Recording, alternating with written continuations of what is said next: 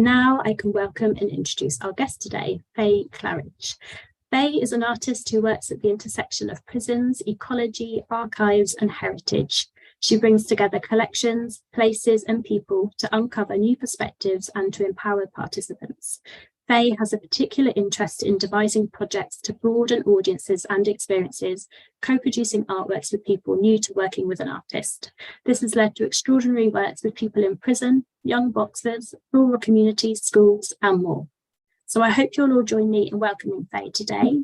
We're now going to play a short film about plants, prisons, and potential, her project with the Royal Horticultural Society and HMP Send, and the reason we are all here today. Artist Faye Claridge took RHS archives from the World War I Ruhleben internment camp into HMP Send for participants to compare past and present experiences of gardening in incarceration. Like the World War I photographer who was allowed into the camp on occasions to take photographs for prisoners to post home, Faye was given permission to work with participants at HMP Send to make the following portraits. My polytunnel is my little bit of freedom. Within this tunnel, I don't feel like a prisoner. I really struggled when I first arrived at this prison with my mental health. I was a little fragile. Just to have this little space where I can be a little bit creative and do my own little thing, it's amazing. I'm in a much better place today because of it. Oh my God, I'm lost down here. I come down here. I'm down here in the mornings for about 3 hours and in the afternoons 2.5 hours, and by the time I get here it feels like it's time to go. There's never enough time. I've never gardened before. No, I never know nothing about it. I'm learning every day. It's a constant learning. Obviously, I've never been in prison before, but coming here and seeing how it is, it's opened my eyes. From the life I lived outside to coming here, I'm alive now. And I'm clean off of everything for the first time in my life. I'm flourishing like my fruits. For the time that you're in the gardens, that's your creation, that's your environment, it's pretty, it's work, it's taking your mind off anything that's connected to a prison, and that's why it's very different and very enjoyable. Instead of being dragging on time and thinking about you're being incarcerated, you have actually a completely different environment. Every time something grows, to me it's like magic. This is the first time I've ever grown anything. It's the first time I've ever had anything to do with gardening. Absolutely love it. When I come down here, everything goes. The prison, the food, not seeing my family. I can just lose myself in it. I found it hard to come down here because of my mental health, but being down here helps my mental health. So yeah, it's quite therapeutic. It takes my mind off everything. Yeah, I just focus on what I'm doing down here.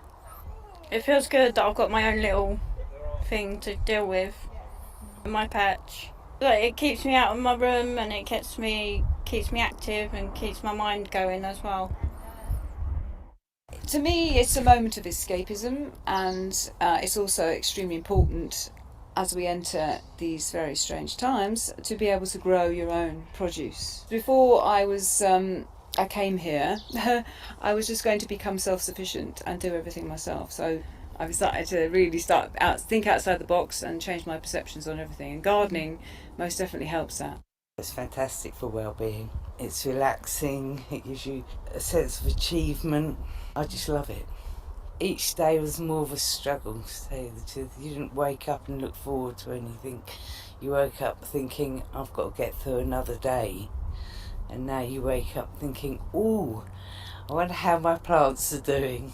I find the environment inspiring. It gives you just a different level of knowing and seeing and freedom away from the bureaucracy of day-to-day prison life. As I stand in here listening, I've noticed the bean has wrapped itself around the leaf of the corn to hold the leaf up, to offer support and reassurance. That symbolises to me what the horticultural side of prison can bring: support from a different land, from a different species, and understanding with that. Amazing. I find that film so beautiful, and to me it really illustrates just how wide-ranging the benefits of prison education generally and horticulture specifically can be. It's escapism, it's a creative outlet, it's a sense of achievement, independence and responsibility, and we'll come back to those benefits in due course. But for now, Faye, For those of us who haven't come across your work until today, can you tell us a bit more about what you want to do, what you do, and how you came to do it? So hello everybody. Thank you ever so much for joining us. I'm sure those of you with kids like me know this is a really busy couple of weeks, so I appreciate you taking some time out in all the end of term chaos. So yeah, I am a visual artist primarily. That's my training and my background, fine art degree, and I've always been interested in engaging people that don't often work with artists, those that engage least with culture. I think there's incredible power to contemporary art, and to I work a lot with cultural collections, historic sites, historic collections. That was my sort of starting point, and I'm really passionate that those collections, those sites benefit from connecting with more people, and that people obviously benefit from understanding themselves and their potential better through how stories about our ancestors and imagined people in the past lived. So I really think what we understand about the past helps to inform ourselves in the future and the present, and to improve things in the future and the present. And so yeah, that's my sort of general background, which you'll notice doesn't actually have anything to do with prisons or horticulture yet. That was going to be my next question, because we have an ongoing blog series at the moment, which is written by members of the network about different routes into prison teaching. We're always interested in finding out how and why a person began working in prison education. So how did you move into this space? So as I said, I work a lot, well, certainly used to work a lot, predominantly in heritage and cultural collections, and happened, I think back in 2019, got a commission with the Ruhleben Prison and Police Museum. I don't know if any of you know it in Yorkshire. I didn't particularly know it, but was really interested in the idea of the commission, which was to work with the collection and to produce something with groups that don't usually engage. And I went along and had a look at the museum, and immediately kind of came away saying, well, in my opinion, it was lacking female voices and lacking voices of present prisoners, prisoners in general, to be honest. It was a very, it was a museum story that was told really from the angle of institutions, be those police or prison. And so of course I did a bit of digging and was like, well, there's a straightforward solution. There's a female prison, HMP Grange, just half an hour down the road. That's who you should be working with. That's who I want to work with for this commission. And they didn't stop me, but they did sort of take a step back and go, okay, if you think that's a good idea, you do that. And because I'm, you know, quite stubborn and I like a new idea, I said, yeah, I had no idea. I will put my hands up to that. I had no idea about working in prison environments, but I had got a long background in working with people. And people are people, aren't they? So obviously I had to jump through a lot of institutional hoops, and it took a long time. But I got really lucky, really, with Askham Grange. It's a women's open prison, and a very successful one if you're comparing facilities by their rehabilitation rates, anyway.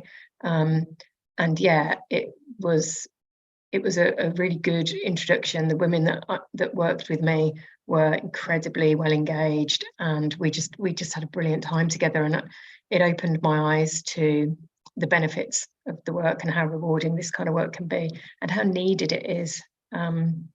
So I haven't sort of looked back, really. Like I say, that was 2019. Obviously we then went into the pandemic, and I was working on an idea then, which I think we'll touch on later, that ended up becoming a remote project, which because of that ended up ambitiously growing and becoming an international project, because I figured if we're doing it remotely, then geography doesn't matter. And so I now work internationally across a number of prisons, remotely mainly. And then I also then got involved with the RHS. They were looking for people to do research and development projects to help inform their new arts development strategy.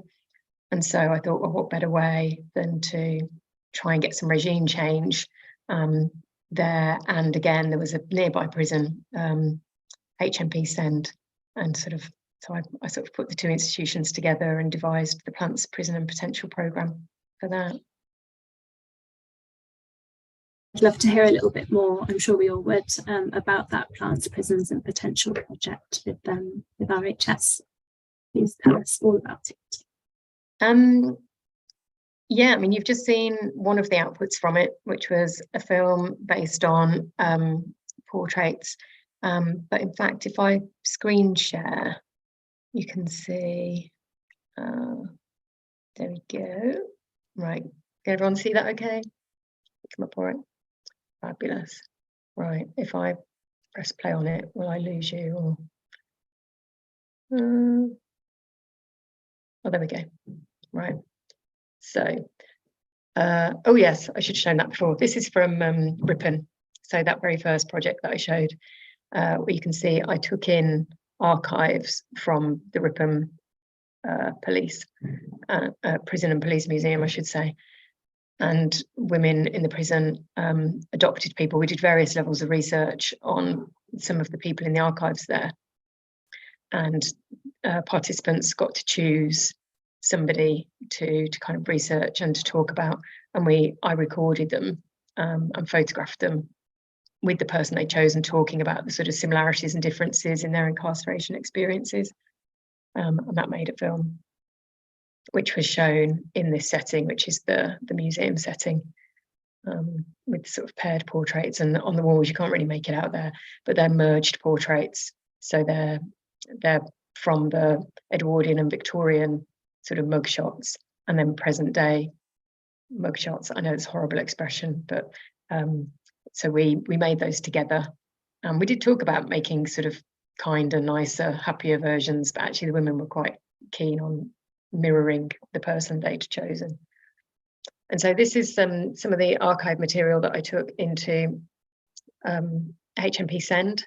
So the RHS has this amazing collection from an internment camp just outside Germany, Ruhleben.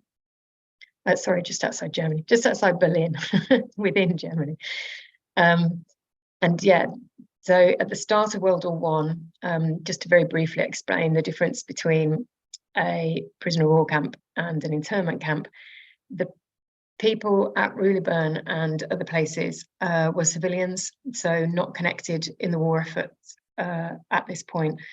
But as soon as war was declared, anybody that was male, healthy-ish, and within subscription age wasn't allowed to leave the country. Obviously, the idea being that if you would leave the country and you were one of the either British or British allies, then you would strengthen your enemy's war effort. And it wasn't just Germany that did this. In fact, we interned in the UK much higher numbers than Germans interned of Brits and their allies. But they just made existing places into kind of into prisons, because they're suddenly overnight dealing with huge numbers of people to incarcerate. So in this case, Ruhleben was a racetrack, not straightforward horse racing, like kart racing. But anyway, so not meant for housing people at all, certainly not people en masse, so conditions were pretty bad.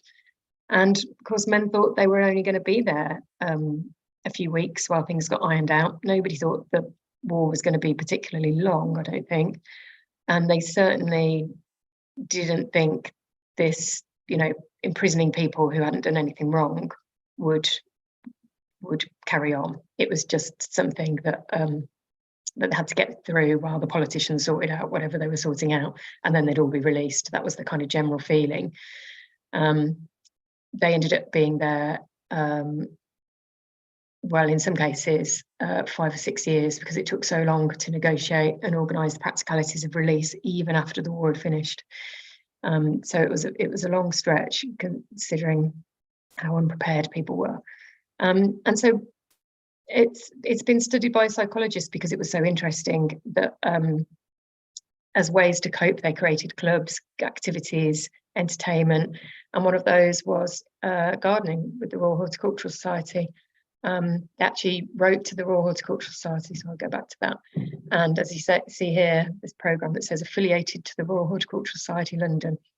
They set up their own gardening club, basically, and ran it according to the RHS rules, and created what some anthropologists have described as a sort of Little Britain scenario, not the comedy, but a kind of little society where all the bad and good parts of society, so the hierarchy, for example, was very strong and so on. It's fascinating. Lots has been written about it.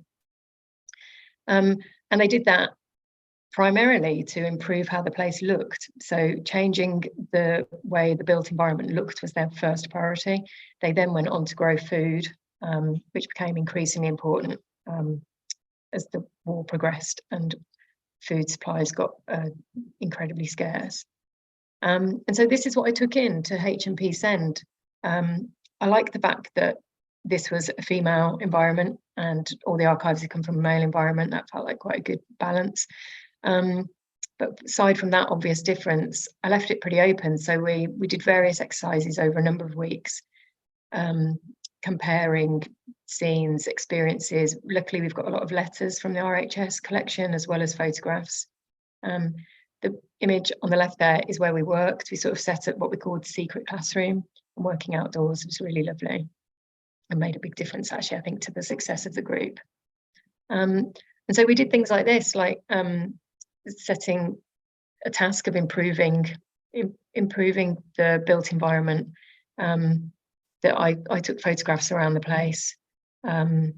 As you know, not an easy thing to get permission for, but once I had, and then women, as it says on this, let your imagination run wild, and we're just drawing and dotting and imagining just how much influence they could have on the place.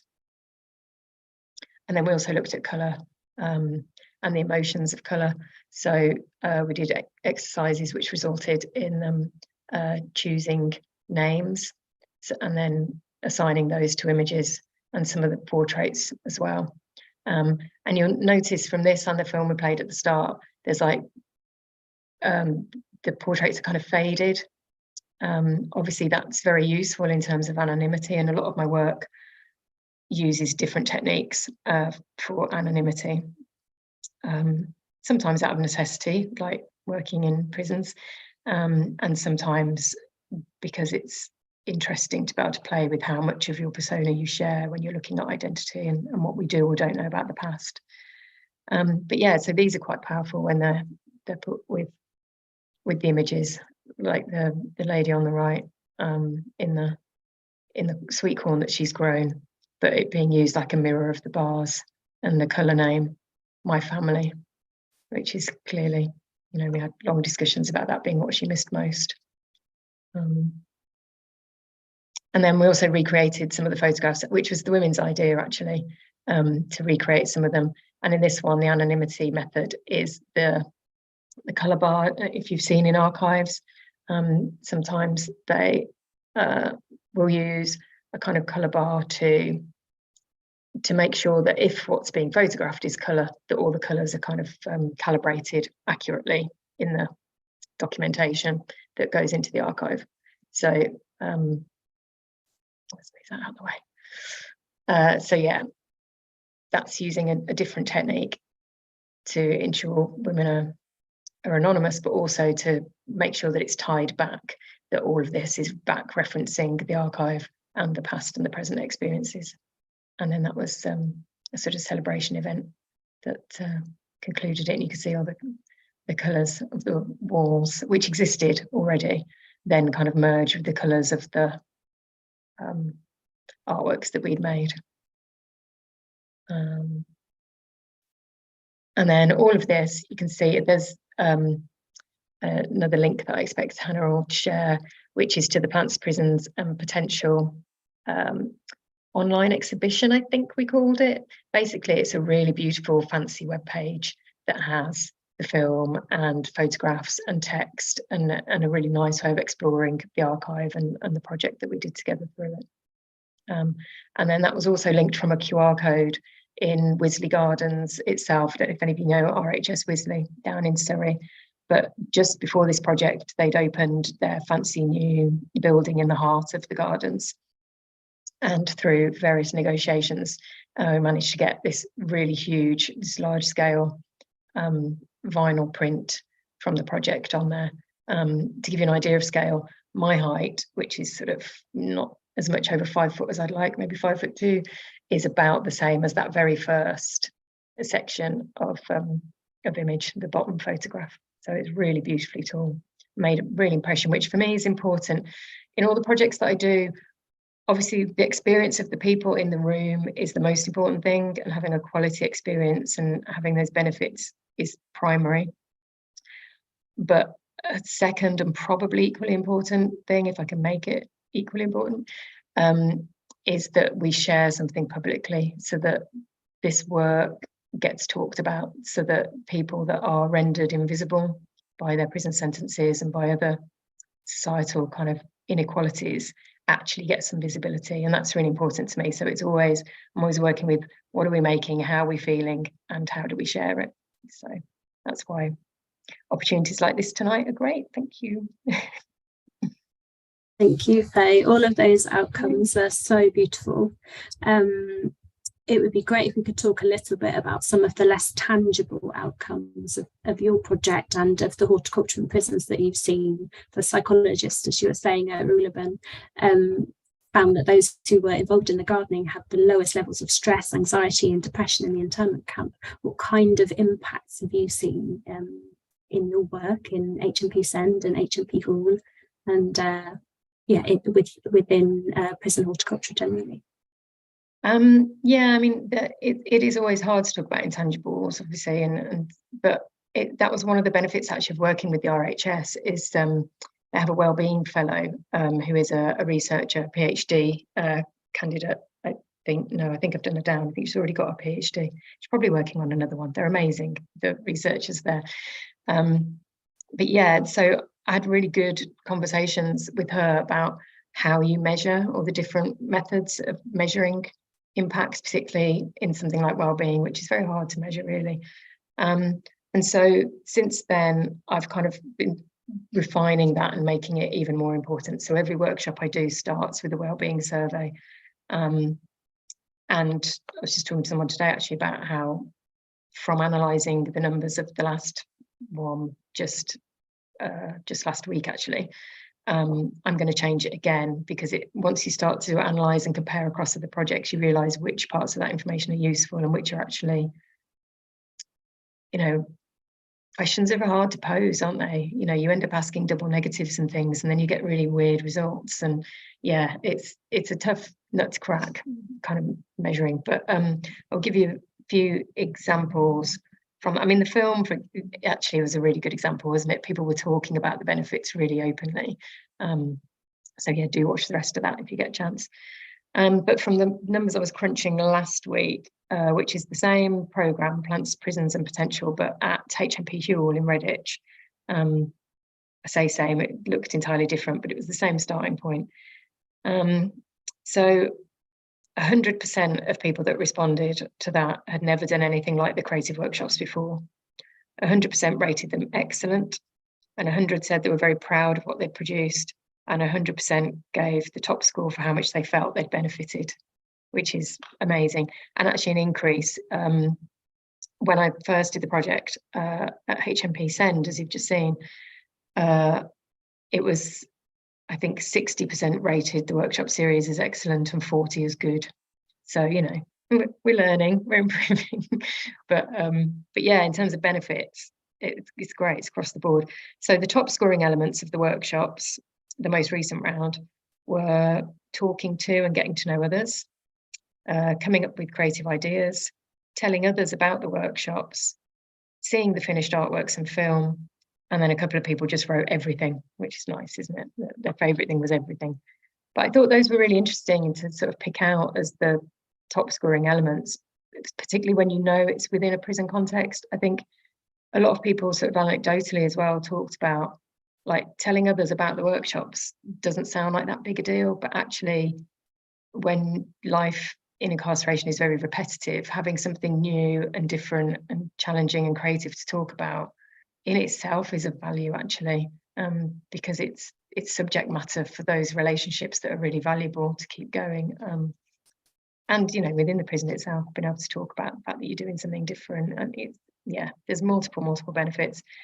And that's for gardening, broader gardening work, which both of those projects, I should say, were embedded within horticultural departments, but actually didn't do very much that looked like horticulture with me. There was the option to, you know, we talked about designing a garden, doing some planting, and it just didn't go in that direction really. But yeah, the subject matter was still very much around how does working outdoors, how does being creative outdoors, whether that be planting or painting or whatever we ended up doing, how does that benefit you? And yeah, it was really interesting to see the value that people put on it. Thank you, Faye. And you mentioned just then as well that although both groups, Send and Hewell, started off with the same materials, the end products were completely different. I was wondering if you could tell us a little bit about how that came to be, and about the model, the co-production model that you follow in your work. Yeah, sure. Shall I screen share again, and then you can see some of the differences? Oh, of course, it's forgotten where I was. Sorry, excuse clunkiness. So yeah, the premise was very similar. Oh look, there's some of the quotes from benefits as well. But yeah, the premise was exactly the same. That I went in with the same material. This is HMP Hewell Horticulture Department, or at least one view of it. And yeah, I took in the same material, tweaked the program a little bit, but basically the co-production model is that I go in with a premise, and I have no idea what the destination is. And HMP Hewell were fantastically brave and trusting, you know, even as far as, you know, practically you have to produce a kind of materials list. What are you going to be bringing in? And I'm a bit like, well, I can tell you for this week, but I don't know for next week, you know, because I genuinely don't know what the men are going to find the most interesting, where our conversations will take us. And so I set up, when you can see the clipboards, I set up all sorts of activities, I suppose. I did used to call them worksheets, and the women at HMP Send were like, stop saying it's work. I was like, yeah, point taken. And so again, the men were really interested in the idea of recreating some of the photographs. I showed them what the women had done. I don't know whether that was wise or not. But yeah, they were like, we want to do that too. So we had great fun photographing around the place and kind of recreating some of those photos. And again, producing some of those faded portraits, which I don't think I said before, is like directly from a quote that's in the archives in the letters. As somebody said, without you, only part of me is here. And so it's that idea of you may be physically being in the prison, but your head, your emotions, your life, you know, is at least partially elsewhere. They love doing that. I mean, there was a guy that wasn't even in the group who after a few weeks was like, why has everyone else got prison portraits? I want a prison portrait. And so to do even more. But yeah, then we did, one of the exercises we did was what I called splatter meadow painting. So a little bit Jackson Pollocky, you just sort of flick paint at the paper, and then once it's dried, add lots of wildflower meadows. And we talked a lot about metaphors about wildflowers and planting and wildness. And the men were like, well, we'd love to do this all over the prison, you know, but they'd never let us. And I was like, well, we'll see, won't we? And we were very lucky at HMP Hewell that the governor absolutely embraced the idea and gave us permission to do one of the walkway areas, these sort of covered walkways near the chapel, which ended up being, I think, because we did 2 outside the visitor hall as well, it ended up being about 20 pillars, all 4 sides, which because of the regime of only being out for a few hours at a time out of cell, took absolutely ages to do, but it was beautiful. And, you know, entirely different to what the women produced from the same starting point. We also did make a film about impact, so we can share the link on that as well. Again, it's the men talking about the project and the benefits of the project. So not the same as the women, where the women were talking about the benefits of horticulture and its impact on them specifically. That's all a bit tiny, but again, that's some of the stuff I've just read to you about the evaluation. And yeah, some feedback, which all these quotes are in the film. So the easiest thing is to see that film. So I shall stop sharing again. But yeah, so it's literally led from week to week as like, this is what I thought we might find interesting, but nothing is set in stone. And it's, you know, what direction do you want to go in? What worked well last week? What do you want to do more of? And, you know, it just develops that way. Thank you. And yes, we will share the link to the second film, definitely. And there was particularly memorable for me was a gentleman who was speaking about how after the project he's interested in studying botany at university. And I was just wondering if we could bring it back to prison education. You were talking when we spoke last week about how you introduce a little bit of literacy to your sessions. And I was wondering if you could talk a little bit about how you embed that kind of thing into your work. Yeah, absolutely. I mean, I think I'm a relatively academic artist. You know, whenever I say I'm a visual artist, I think people imagine I spend all day painting. There's actually reading and writing is a really important part of my work, and so it creeps into my workshops whether I wanted it to or not. And it was potentially one of the things I got wrong actually at HMP Send was over reliance on the written word, given literacy levels are very low in a lot of prisons. But we did have provision for that. Everything was, there was always someone able to read things and to write things for others that wanted to take part but didn't have the confidence to do their own, or the skills to do their own reading and writing. So yeah, so I've learned from that and do much more hands-on things now. But even so, I don't let participants and learners off the hook that easily. I'm like, you know, yes, it's a creative workshop, but there is always a clipboard and a pen and paper, and I will ask you questions and you do have to write them. And, you know, it's part of, for me anyway, kind of normalizing that you need to be able to answer questions and express how you feel in words and writing. You know, it's a really important life skill. So I don't shy away from that, you know, just because we can paint or, you know, throw Jackson Pollock paint, whatever.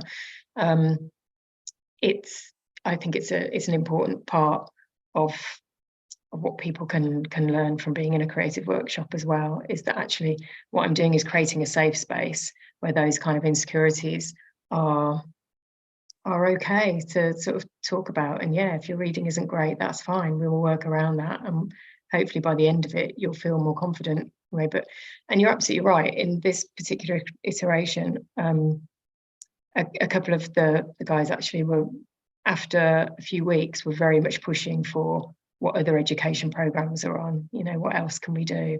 And you know, that's great, that is great. And I wasn't pushing that. I wasn't like, you're here as a step one. But I do know, you know, I partnered with Novus. They funded the HMP Hewell version, and part of the reason they fund it, obviously, to diversify their program, but is also because of all the research that shows that people that struggle to engage with formal education can find a creative route much more easy to engage with. It's much less intimidating, and so there's measurable successes of people transitioning from a fairly light touch creative project into those core subjects, and just into engaging in a process that, you know, they haven't had good experiences of or don't trust. So building trust is a really important part of what I do, and that's transferable to education and all sorts of things, actually, all sorts of different relationships around the prison. That's great. And I think we've got time for just one more of my own questions before we move on to the Q&A part. I was wondering if we could end on a high. What kind of things would you like to see in prison education in the future? maybe drawing a little bit on what you were saying just now. Yeah, I mean, I'm entirely biased. I would like a more creative cross-curricular approach. I mean, it was interesting actually in one of the feedbacks from the latest project, apart from all the really beautiful, we want more, make it last longer, etc., do it again. Someone did say, team up with other departments. And I thought that's a brilliant idea. And we sort of do that to some extent, because I'm not tied to a particular department, it can move around a bit. But I thought making that a formal intention from the start was actually a really good idea, and something that we could all be looking at a lot more actually. As I know every prison is very different, but there's always a really interesting what's the word? I don't know, a soup of activities going on. And it could so strengthen all those activities if they could be kind of joined together. So yeah, more creativity, and obviously more visibility and more respect for the achievements of people working in very difficult conditions, participants and learners, I mean, really, but also of the workforce. And it's not the easiest regime to work within, and people do burn out. So it would be lovely if there was a bit more support, banging the drum for more appreciation of all that work, I guess, from outside. Couldn't agree more. And I think that leads on quite nicely, actually, your comments on kind of drawing more on other departments. Before we ask you questions from the floor, I just wanted to quickly introduce Sharon Loving, who is a horticultural trainer at HMP and YOI Style. She's very kindly agreed to tell us just a little bit, a couple of minutes about her work and the role of gardening in the wellbeing of young people that she works with at Style. Sharon, I saw you were there earlier. Are you still here? Hi. Sorry. Hi, Sharon. Can you hear me? Yeah, it's a bit noisy here. The rain is pounding. I work at HMP Style. It's a young offenders. It's part of the prison service as well. So the youngest age we have here is around 18, and can go up to anything. Women in their 80s. They come here with, most of them with no qualifications, no GCSEs. Very basic reading and math. No, not many skills. A lot of them have been long-term unemployed, so getting them to attend session is one of the big things. And then once you get to know them a little bit, you'll find out a large proportion of them have had grandparents maybe who had glass houses who grew tomatoes and cucumbers. So the information comes slowly, and then over time they don't realize sometimes how much they know that they didn't think they knew, things they picked up when they were small children. So we grow crops and produce for the Clink restaurant, which is outside. The kitchens, and we have a small bistro, so the girls get to see what we produce from beginning to end, which is quite nice. So it's like field to plate. And in the whole, they love it. They do enjoy it. It is challenging on both sides, I think. It's hard work sometimes, but it's good fun. Yeah, and it's nice to see them come out of the shell a little bit and go away actually learning something, a new skill, even if it's growing something that doesn't quite reach its full potential, which we've had a lot of this year with the unfortunate way climate change has gone. It's had a big impact on us here as well. But it's quite good. Yeah. I was listening to about different departments working together, which is something we'd like to see more of here as well. We haven't got much.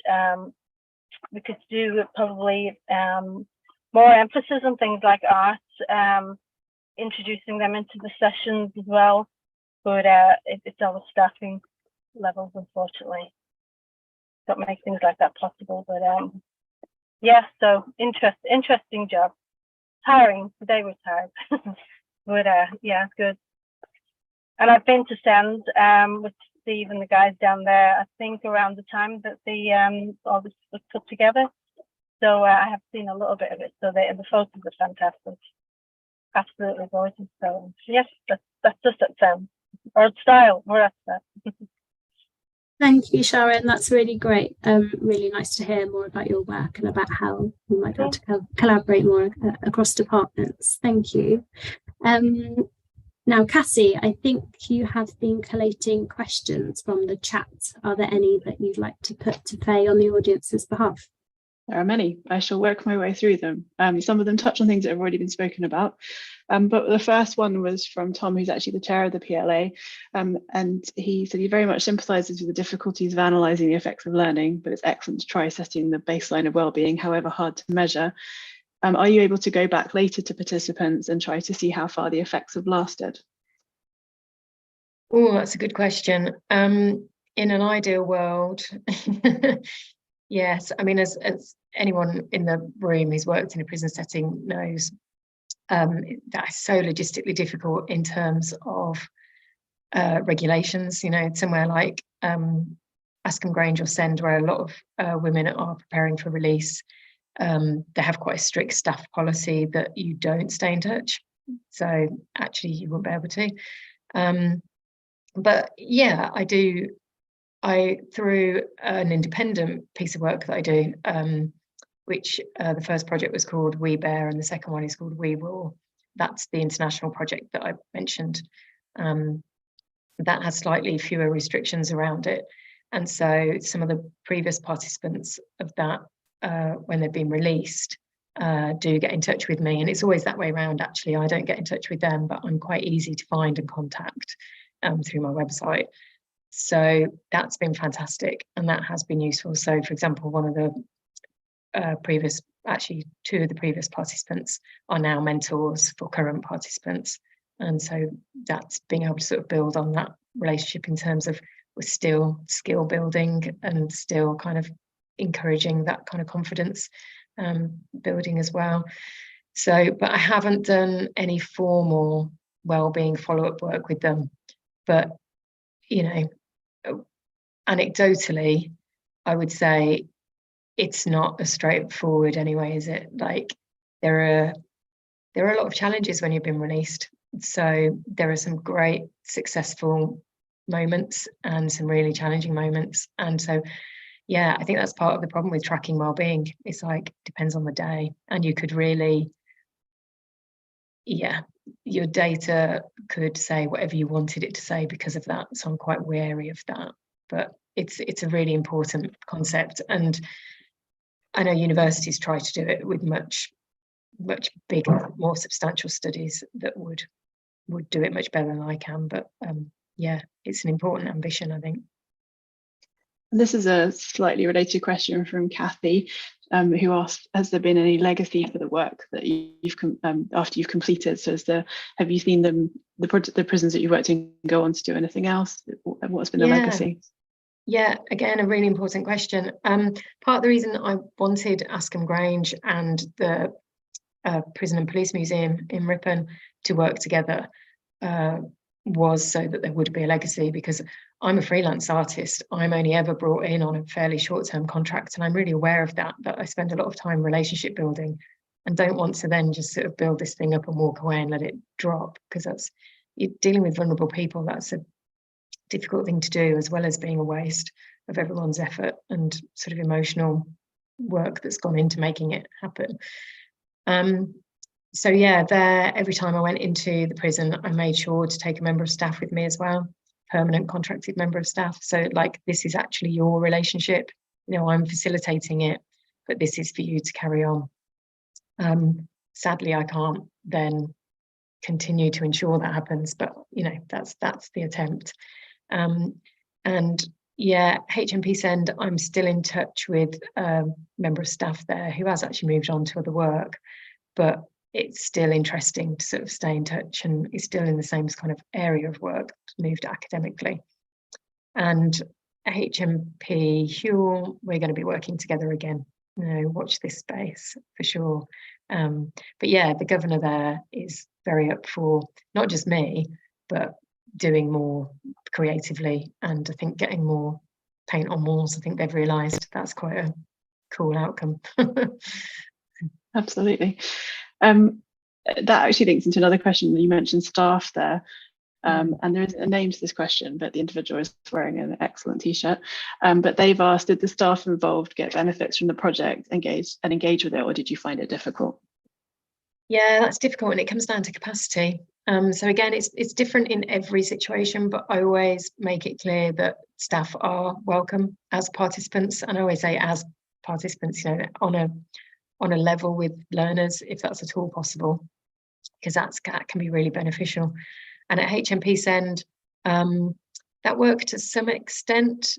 At Hewell, there just wasn't really capacity. And to be honest, it was very useful to have a member of staff who wasn't too absorbed and embroiled, because I would get completely absorbed and then they would say something really useful like, should your camera be over there? And I'd be like, crikey, no, it shouldn't. So I shouldn't say that, should I? That's like far too revealing.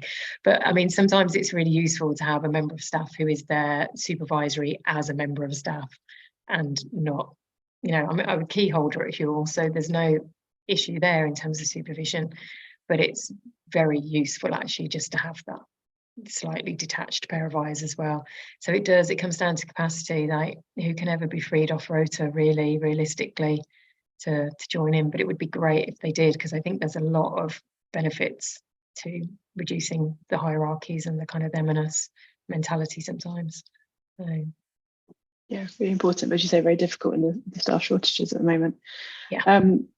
Sharon talked about this when she gave her instruction, but there's a question around, did many of the women that you work with have experience of gardening or spending time in nature before going to prison? And if so, did they draw upon their memories? Yeah, memories is a really good one. I wrote a note actually as Sharon was talking about grandparents gardening, because that comes up so often and it's a lovely, lovely memory. So no is the short answer. Most people in both groups hadn't got very much prior experience. One had got an allotment and was missing it greatly. But most, this was their very first experience of seeing anything grow. And I think just before the video glitched, you heard one of the women saying, you know, to me, it's like magic. And she absolutely had that enthusiasm that she'd never seen anything grow before. And, you know, I think she must have been in her 50s or 60s. And it genuinely like a childlike reaction of joy to anything that grew. And it was beautiful to see. And yeah, incredibly important. But it's fabulous. People do talk about memories. And of course, when it's food related, you get all those food memories as well, which is, as any gardener knows, you know, you won't ever forget the first time you ate peas fresh out of the pod in whoever's garden it was. You know, it's a really special thing, and tapping into those memories is something I really like doing, and it's something that draws people out, and yeah, I think it helps with the group bonding as well very much. So yeah, really, really valuable thing. But yeah, grandparents gardening, that's got to be some sort of project theme, hasn't it, going forward? I definitely get involved in that. I have very vivid memories of it. I should have said thank you to Laura for that question. She also asked another, were there any barriers to the women engaging with plants and nature? Practical barriers. There'll be people listening that know. There's usually more demand for places in horticulture departments than can actually be accommodated. So that's outside of my scope, but I'm very aware of it. That yeah, well, at least in good weather, I know the numbers drop off during the winter significantly. But then there's less to do then anyway. But yeah, barrier. I mean, there were mental health barriers. Were significant at HMP Send. So yeah, there were a couple of women that were struggling, and that's despite, you know, really vocalizing well how far they'd come and how much working in the gardens had helped them. There was still one woman in particular who missed a couple of sessions and actually made a point of saying how sad she was to be missing the sessions, because it, you know, she really did enjoy engaging with it, but her mental health was just not, just wasn't in a regulated space. So that is a very real barrier. And I'm not a mental health worker, So you just have to respect the experts that are and do what you can. But yeah, that is a real barrier. We had a couple of people with physical health issues as well, but they were very good at working within the restrictions they knew they had, and there's always creative solutions there. Yeah, it's good to find workarounds where you can. The last two questions are kind of similar from the chat, from Nix and Jonathan, and they're around working with other departments. You touched on this earlier. So Nix asks about linking up with the education departments in prison, and Jonathan talks about you seem to have accessed education and healthcare, but where else could you go into? And so which other departments did you work with? And I know you touched on it earlier, but where would you like to go next? Oh, it's an interesting one. I mean, I'll go wherever I'm invited. Anyone that will have me. But yeah, I mean, there's still a lot I don't know. I mean, as I said, my first experience in prison was 2019. So I count myself still as a bit of a newbie, really, within the whole system. So I'm sure there's areas I don't know about. I think there's really interesting creative links with food that could be interesting. Food is a major subject within prisons, and obviously growing and horticulture, I was going to say feeds into that. That's a terrible pun, isn't it? It's part of that. But yeah, I think, food gets mentioned such a lot in the workshops, that would be quite an interesting area to explore. But educationally, I think the practical work skills I always think are really interesting, the skills that people are building. There's loads of potential, absolutely loads of potential across the board. Yeah. Well, someone's just snuck in another quick question, which I will drop in, which is, were the people who worked who were part of the project, were they allowed to eat the food they grew or take plants or cut flowers back to their rooms or cells? That is a good question. It depends on the place. So you might have seen in the first photo I showed of HMP Hewell, where they've got an amazing bright pink. It's not hydroponics, it's the air version. Aeroponics, is that a thing? I may have made that up. Anyway, they've got one of those fantastic indoor growing facilities where it's all done with light and amazingly controlled and very little waste, so recirculated water, and it's wonderful. And yeah, all that food goes into the kitchens, and I've sort of said to them, can you tell when it's your coriander that's in there? And they're all like, oh yeah, and it's brilliant. And they reckon the food has improved since they've been providing that fresh on site, and because of the system they can provide it in quite a small area, they can produce a lot of food. So it's brilliant system. In terms of cut flowers into the rooms, I think not. But there was a scheme there. Was it just before I got there? Yeah, it was, where they'd all been allowed to take sunflower seeds and a pot into their rooms. Which had taken a lot of logistic. I think soil in rooms is usually seen as highly problematic, but they managed to get around it somehow. And they'd actually had a sunflower growing competition. And so there was all these amazing examples. I was so proud of it, of them growing so well that they were growing out of, the tiny little slits in the windows, and so, yeah, really showed the benefits of people being able to take ownership and being able to take some of that back to sell, because that was the other issue. And the other reason it was really great I was able to take a camera in is because in both cases there's very little documentation of the growing and of the successes that the men and the women can show to friends, family and others. And so I was so in demand for every time I went back I had to print more and more copies to send to more and more people to show, because the pride in what they grow is understandably great, and just having a photo of that is really valuable. So that's something else I try to sort of influence in terms of legacy. So you need to be documenting more, you need to be sharing. So they've got, we're all really good at giving certificates, aren't we? And so people can collect a portfolio of certificates of their achievements. Like, well, you need to be putting some photos of what they've grown in there as well. It means so much. So yeah, hopefully that will happen. Amazing, thank you, Faye.